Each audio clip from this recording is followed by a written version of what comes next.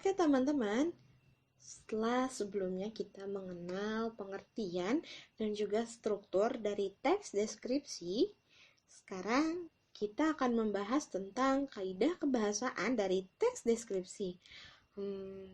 Kira-kira apa saja ya kaidah kebahasaan teks deskripsi tersebut? Yuk kita belajar!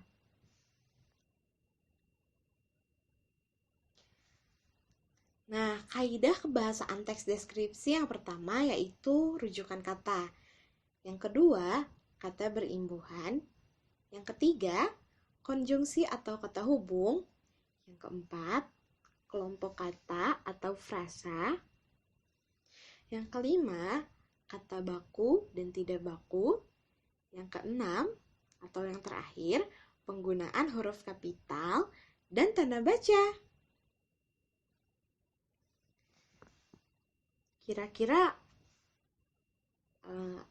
apa sih yang dimaksud dengan rujukan kata? Yuk kita belajar. Nah, rujukan kata adalah satu kata yang merujuk pada kata lainnya yang memperlihatkan keterkaitan. Rujukan kata berhubungan dengan kata ganti, baik itu orang, kepunyaan, dan petunjuk.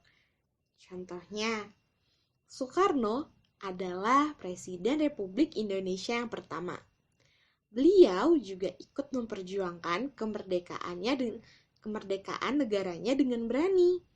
Nah, kira-kira dari contoh tersebut, mana nih yang menjadi rujukan kata?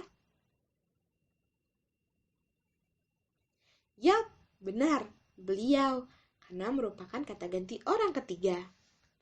Lalu, pada kaidah kebahasaan teks deskripsi yang kedua, yaitu kata berimbuhan.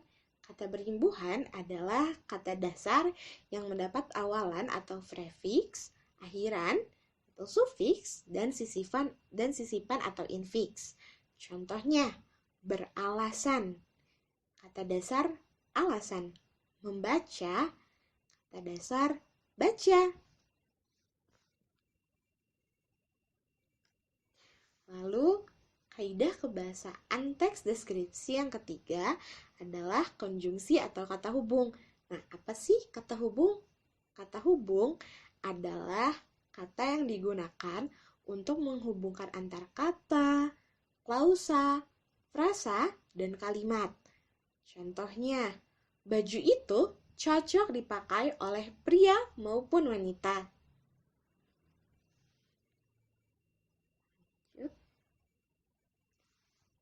Nah, kaidah kebahasaan dari teks deskripsi selanjutnya yaitu kelompok kata atau frasa.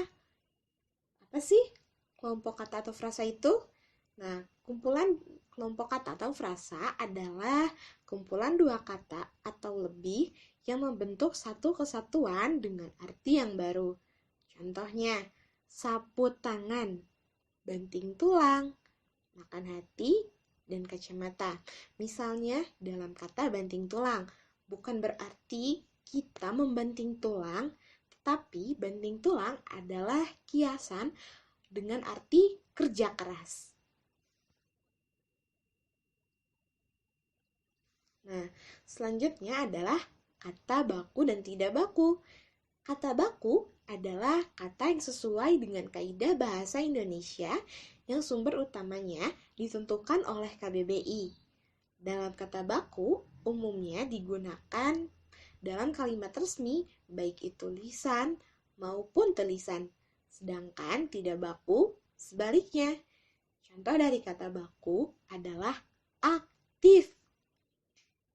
Sedangkan untuk contoh kata tidak baku adalah aktif.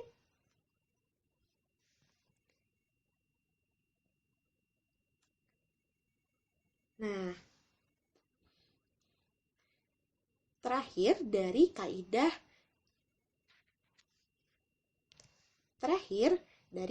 kebahasaan teks deskripsi adalah penggunaan huruf kapital dan tanda baca. Jelas, teks deskripsi tidak lepas dari adanya huruf kapital dan tanda baca. Contohnya, Siva Fauziatul A. S ditulis dengan huruf kapital, V ditulis dengan huruf kapital, dan A ditulis dengan huruf kapital. Oke teman-teman, mungkin sekian materi tentang kaidah kebahasaan teks deskripsi.